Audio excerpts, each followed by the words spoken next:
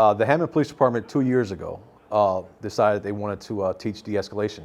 Before the state mandate came out, they sent me to a de-escalation class, and we've been teaching it to our whole, every police officer in the police department for the last 2 years. That and procedural justice, we definitely hit home with the officers. One of the things that really sparked my interest into de-escalation class was actually having a different tool in our tool belt to actually help us on calls.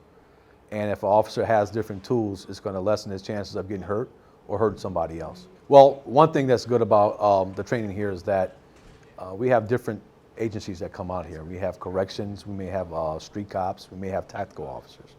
But we always adjust our training to what that job specific is. For instance, a street cop may not have the same calls or respond to the same calls as a corrections officers. So our actors, which are Hammond police officers, will adjust their scenarios for that particular agency. Most of the calls that you go in here are domestic related calls, which is probably about 70 to 80% of our calls that we actually answer on the street.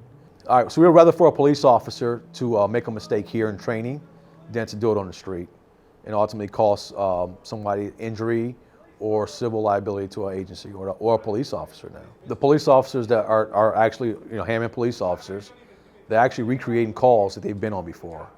One of the calls, I believe, was a baby involved and the guy had a gun in his waistband. And the ultimate task was just to ask the guy to put the baby down.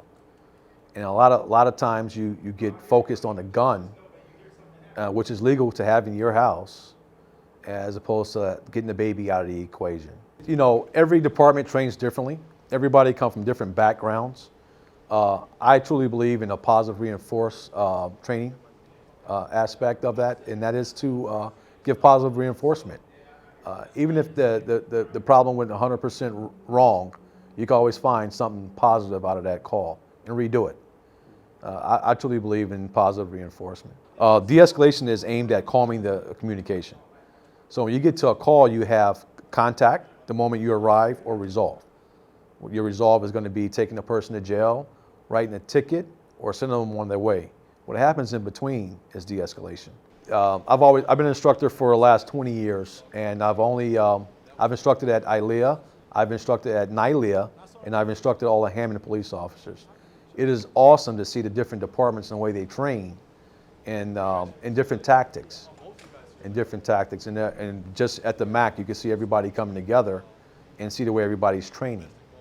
And you got to deal with a lot of different backgrounds, attitudes. I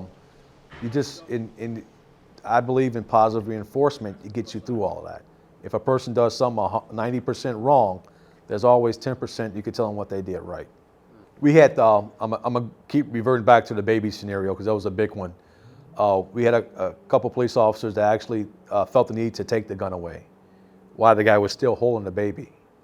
And that's not necessarily the way to go about it because you still have to worry about the safety of the child. So we go through it, we recreate it again and show them that had you just asked the guy to put the baby down, you could do whatever you want to do as far as finishing that call, de-escalate them, or if the guy escalates, everything, you're still at a good pace when the baby's out of harm's way. I think a police officer coming to your house, they're actually trying to guide you to a particular goal. And if that's to put the baby down or to have you to take a seat, take a breath, their goal is to initiate a resolve on that call. I think we guide the call, and we just training the officers how to guide the call in a positive way using de-escalation. The state has mandated us, the police departments, for de-escalation training. I'm gonna tell you this, police officers every day use de-escalation. We use it on calls, we use it at home, we use it on our kids all day.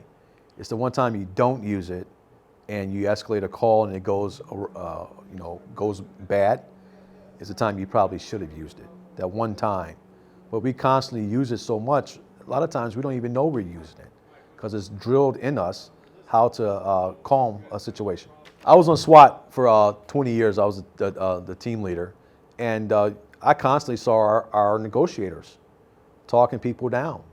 Their whole job is to communicate, to de-escalate, to remove that person from that situation. So the police officers won't get hurt or that person won't get hurt.